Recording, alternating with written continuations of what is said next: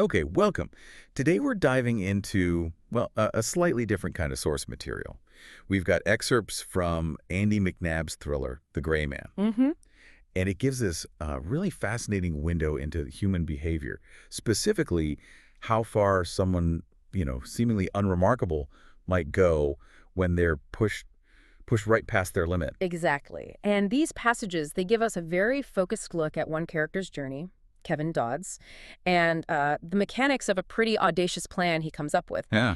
It's less about the thriller genre itself, more about what we can pull out, extract about him and his situation just from these specific pages. Right, and that's our mission here, to pull out those key nuggets. We're going to follow the transformation of Kevin Dodds. He starts as, well, the absolute epitome of unremarkable. Yeah, the gray man of the title. Totally. Through his frustrations, his insecurities, and then straight into executing this high-stakes plan. We're digging for those surprising details, the insights the story offers about the whole process. It's really a deep dive into escaping anonymity. And it's exploring not just, the plot points of a crime, but those internal shifts, the things that can turn a really ordinary person into someone capable of, well, extraordinary actions, criminal actions in this case. So let's unpack this. Where do we actually find Kevin Dodds at the start? He's a deputy bank manager, Ipswich. Mm-hmm. The bank on Middle Street. Mm-hmm. And the text is super specific. It's Friday, 3 February 2006. Rainy. And his world feels incredibly Mm-hmm. small, doesn't it? Mundane. Oh, absolutely. He's clearly bored stiff, stuck in this routine. His only real escape seems to be daydreaming. Right, thinking about bank robberies, being Superman. Yeah, fantasy stuff, which is a huge contrast to his reality, which mostly involves dealing with his boss, Albert Symington. Ah, Symington. He sounds like, well, a piece of work. That's putting it mildly. He's got this mad major mustache, apparently. He's lazy, shouts a lot. And the story makes it clear it's Symington who's slacking, Yeah. right? Not Kevin or the other staff. Absolutely. Kevin's been there 9 years, somehow climbed to deputy manager, but he still just takes the abuse. He's constantly cleaning up Symington's messes. Like what kind of messes? Oh, losing important documents, not putting records on the computer like he's supposed to, even lying to cover for Symington when someone from head office visits. It feels like Symington's determined to keep Kevin feeling small in his place. But Kevin stays. Why? The excerpts give reasons, right? Yeah, practical ones. Needs the wage, obviously. His wife, Linda, wants to stay close to her mom, who's ill, and, maybe not many other jobs in Ipswich. Plus maybe hoping Symington will just retire. That's mentioned too, yeah. It's that feeling of being trapped by circumstances. It's quite relatable, I think. We also get glimpses of his home life with Linda. Mm-hmm. And that seems, simple, but genuinely happy. There's real affection there. It feels important, that contrast with the misery at work. But does the work stuff bleed into home life? It starts to, his inability to stand up for himself, it starts to weigh on him. And you get the sense Linda notices something's off, even if she doesn't know what. The story uses these little details, doesn't it? Yeah. Mustache, making coffee, the bank's actual street name. Yeah, it really grounds you in Kevin's ordinary, almost suffocating reality. It underlines just how much he feels like a nobody. So, based on Kevin's experience here, what is it that really makes someone feel like a gray man? Well, it seems like a combination of things for Kevin. Being genuinely overlooked, undervalued at work, Yeah. constantly being put down by Symington, this authority figure, and feeling like his options are just closed off. It really shows how damaging those workplace dynamics can be. Especially when competence isn't rewarded and you just feel invisible. It's that awful feeling of just blending in, but like in a bad way. Exactly. And that feeling, it's not static. The story shows us how specific incidents start to build up, like pressure accumulating, until something just has to give. Okay, so what are those incidents? The first big crack seems to be when he tries to get a day off, right? Yeah. For his anniversary, Yeah. that Friday. And Symington refuses. He cites the rules needs 5 days notice, apparently. But the text makes it clear he seems to enjoy saying no. Keeping Kevin on a hook. Precisely. Yeah. And he throws in these insults, calls him a silly little man, the mystic Meg of banking. It's public, it's humiliating, and it's denying Kevin something personally important. Then almost immediately after, he bumps into someone from his past. Right, Debbie Robinson. From school, Home. on the bus home. And she clearly hasn't changed much. Still punky, rude. What does she say? She just digs right in. Mocks him and Linda, calls them school geeks, makes nasty comments about how they looked back then. Podgy one, basin haircut, zitty one with greasy hair and Mr. Magoo glasses. Ouch, that's brutal. And it just throws him right back, you know? Feeling like that awkward kid again, totally unable to think of a witty reply, it reinforces all those old insecurities right after the humiliation at work. So, workplace dismissal, then dredging up old school pain, and there's a third incident. Yes, and maybe the most potent one, the arrival of Jessica Drake, the celebrity actress. Ah, okay. How does that go? Badly. From the moment she walks in, she's demanding. Darling, quickly, throws her coat at him. Throws her coat, seriously. Yeah, tells him to make yourself useful. Then the ultimate dismissal. She wants the manager, not the deputy manager. Calls Kevin another silly little man, like an understudy. And Summington joins in. Piles right on. Says Kevin's not very bright, gets starstruck. Jessica apparently calls him a yeti.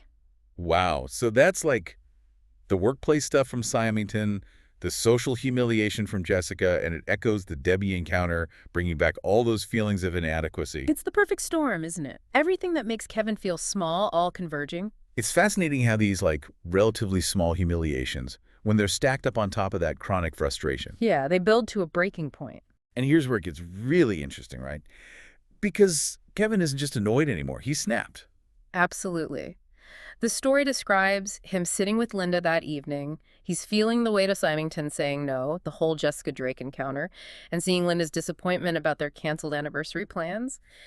And then the dam burst. What does that feel like for him? It describes pure anger twists and spread through his body until he was filled with rage. It's physical, clenched fists, breathing fast. This isn't just being fed up. It's a decisive moment, an emotional turning point. And in that moment, he realizes what? That he doesn't have to live like this, doesn't have to take it anymore. He decides right then to stop being the gray man. And that decision immediately leads him towards action. Yeah, the ship is pretty quick, from those idle Superman daydreams to actually planning a crime. His first thought is a bit off, though. Yeah. Fittingly naive, he Googles homemade explosives. But he realizes pretty fast how dangerous and, frankly, impractical that is. He knows his limits. Like that Clint Eastwood quote he apparently likes. A man's got to know his limitations. Exactly. And speaking of movies, the story emphasizes how much he loves them. His escape, his passion, he starts drawing inspiration from action films. De Niro, Eastwood. Yeah. Wasn't there a specific film mentioned? Yeah, The Score.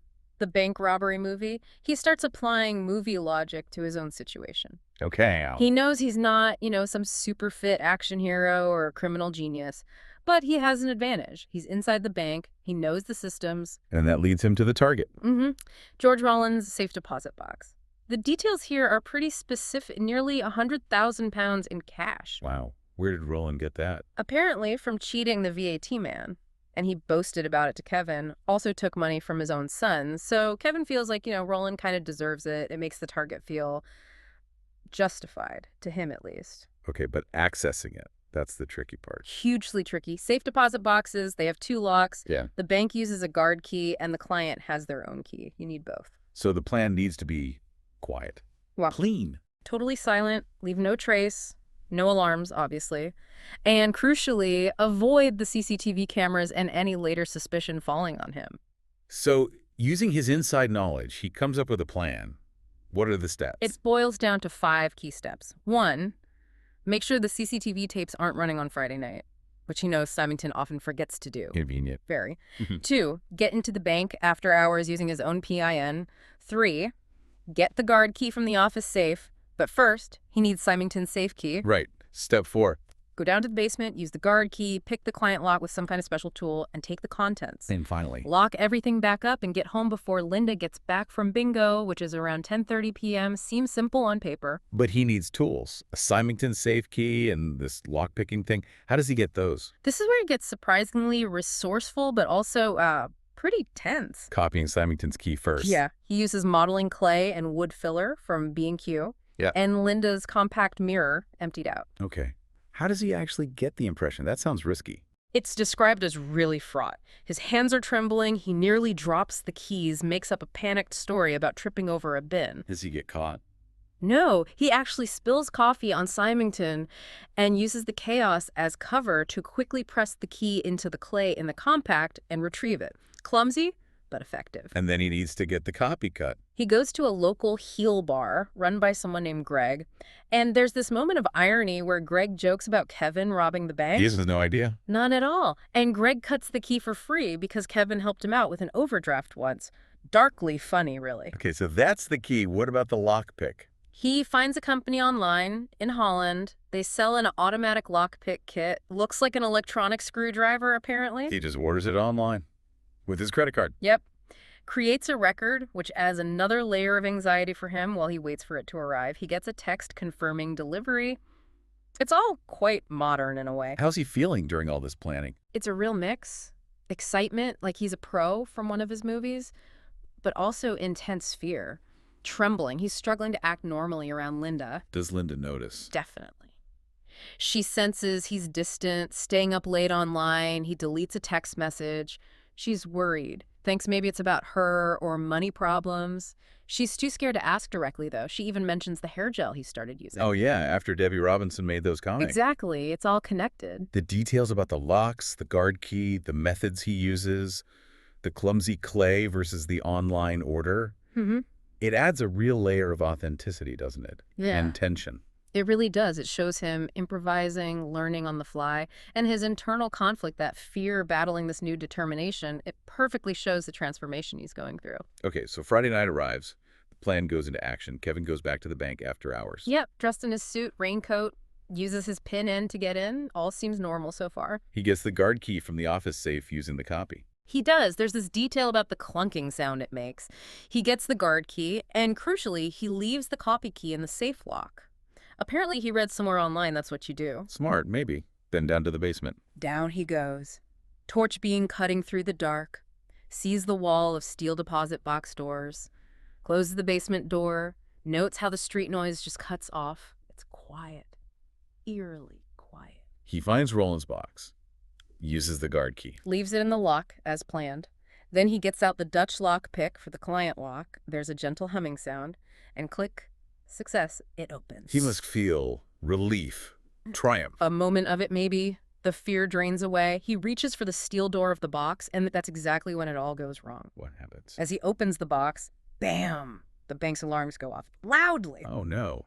But why? His plan was silent. Total chaos. Instant panic for Kevin. This wasn't supposed to happen. He just bolts, runs upstairs, fumbling with doors. Hears sirens outside already. What triggered it? Not him? No. He sees a main window smashed, a bench sticking out of it, someone else broke in, completely unrelated vandalism, and that's what set off the alarms. Just terrible timing. Wow. So what does he do? He retreats, runs back down to the basement, tries to hide. He can hear police radios now. He feels totally hopeless, crying, thinking about prison, about losing Linda. It's the gray man again, completely overwhelmed, wanting to disappear. Then his phone rings. Or buzzes. Buzzes, yeah. First, a voicemail from Symington, muttering about vandalism, saying he's coming to the bank. Then another buzz, a call from Linda. Oh, that must have been intense. What's that call like? Heartbreaking, really. She's terrified. She thought maybe he'd left her because he wasn't home. She mentions all his recent strange behavior, staying up late, the deleted text, not being home. Even the hair gel comes up again. Wow. She's piecing things together but getting the wrong picture. Exactly. And Kevin has to quickly lie, reassure her, say it's just vandalism at the bank, a bench through the window. She says, I love you. He says it back, promises he'll be home soon. It's gut-wrenching. And while this is happening, the police are there. With Symington. Right. They're searching the bank. They come downstairs while he's still kind of reeling from the call. He hides behind the main deposit room door. Does Symington check the room? He does. There's this incredibly tense moment. Symington pokes his head in, glances around, but doesn't see Kevin hiding behind the door. Says something like, all okay here, although I'd like to know where my bloody deputy is. Unbelievable. And just as they're leaving, Kevin's phone vibrates again. Linda calling back. Talk about a near miss. Could have given him away right there. That near miss. Yeah. Does it change him again? It seems to flip a switch. He realizes hiding isn't enough. He has to bluff his way out. So after they leave, he quickly locks the main deposit room door, goes back to Roland's box. Does he take the money? He takes the contents, which we find out later includes Jessica Drake's necklace, not just Roland's cash, takes his lockpick too, relocks the box properly, and the narration says, at least now he was a real bank robber. There's a shift there. So he's committed now. He goes upstairs to face them. Yep. Deliberately tries to project confidence. Checks his watch. Walks past a policeman almost dismissively, saying he's been far too long, got lots more to do, doesn't make eye contact. Yep, old move. He goes to his office, sees his own safe is still open with the copy key in it, quickly hides the briefcase with the loot under his coat, puts the real guard key back in his safe, locks it, and pockets the copy key. He's thinking on his feet, improvising brilliantly under insane pressure. Then the final confrontation with Symington that night. Right. Symington is furious. Kevin was unreachable. Kevin sticks to his lie about being at a friend's. Then Symington drops the bombshell. They have to do a key check, standard procedure after a break-in.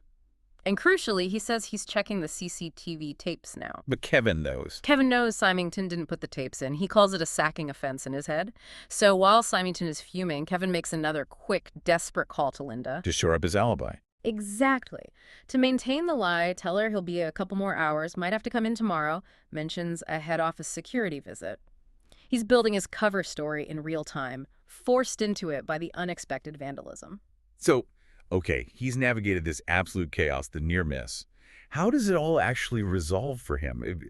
Does Symington's mistake save him? Pretty much. Symington's own laziness, not putting in the CCTV tapes that becomes Kevin's unlikely shield. It was a serious breach. So Symington gets fired. It's implied. Head office forces him into early retirement. To avoid the embarrassment, Revealing their manager was, as Kevin thinks, the world's worst bank manager. They need to keep him quiet. And Kevin. Yeah. What happens to him? He must be under suspicion. You'd think so, but no. He gets called to head office, yes, but it's not an interrogation. It's a meeting to discuss your future and the branch's long overdue refit. So he's getting promoted. It heavily implies he's getting the manager job, the one he felt he deserved all along. Talk about irony. Wow. Okay, so the scene shifts then to the anniversary dinner. Yes, the next night, Saturday, they're at Marco's. It's packed. Celebratory. Mark, the owner, knows them, gives them free champagne. Their special song plays Billy Joel's I Love You Just the Way You Are. Nice touch. Is there anything else happening there? Just a small detail. He spots Dave, a guy from school, cheating on Debbie Robinson. It serves as a little contrast, maybe, to Kevin and Linda's relationship. Right. Then the gifts. Yes. Linda gives Kevin this amazing surprise, a 5-star holiday to Greece. She saved up for a year. It's a really touching gesture of her love and their future. And Kevin's gift. He gives Linda the necklace, the pearl necklace with the sapphire and diamond clasp, the Augusta. How does Linda react? She's absolutely blown away, thrilled. She thinks it must have cost a fortune, calls it beautiful, puts it straight on. She clearly assumes it's a stunning copy of the famous necklace Jessica Drake owns. Tells Kevin she doesn't care if they're broke now. She loves it. And then he tells her. And then he confesses, tells her he robbed the bank, tells her it's not a copy, it's the real Augusta necklace. He took it from Jessica Drake's safe deposit box and swapped it with the replica he'd bought earlier. Whoa! How does Linda take that? It's interesting. At first, she thinks he's joking, maybe about taking Roland's money. Then when he insists about the necklace, she seems to process it as him pretending the copy is real to impress her more. So she doesn't really believe it's the actual necklace. Doesn't seem like it. She says something like, "You don't need to pretend it's the real one, darling. It's beautiful and you gave it to me." She accepts the story of the robbery, maybe, but not the necklace's authenticity. It's almost like she can't compute that part. And this affects Kevin's plan. He was going to swap them back, wasn't he? Yeah, he'd planned to sneak back into the bank Sunday night, put the real one back, leave the copy. But seeing Linda so happy, wearing it, loving it just because he gave it to her, Yeah. he changes his mind. He lets her keep the real one. He does, tells her, "You deserve it." Wow. So the final scene, their song playing, they're both emotional. Yeah, teary. And Kevin has this internal reflection. Seeing Linda wearing that priceless necklace, he realizes that was the biggest kick. Not the potential money, but the feeling of pride, knowing he did it. He's not being pushed around anymore. Exactly. No more Symingtons, no more Jessica Drakes dictating how he feels. The story concludes.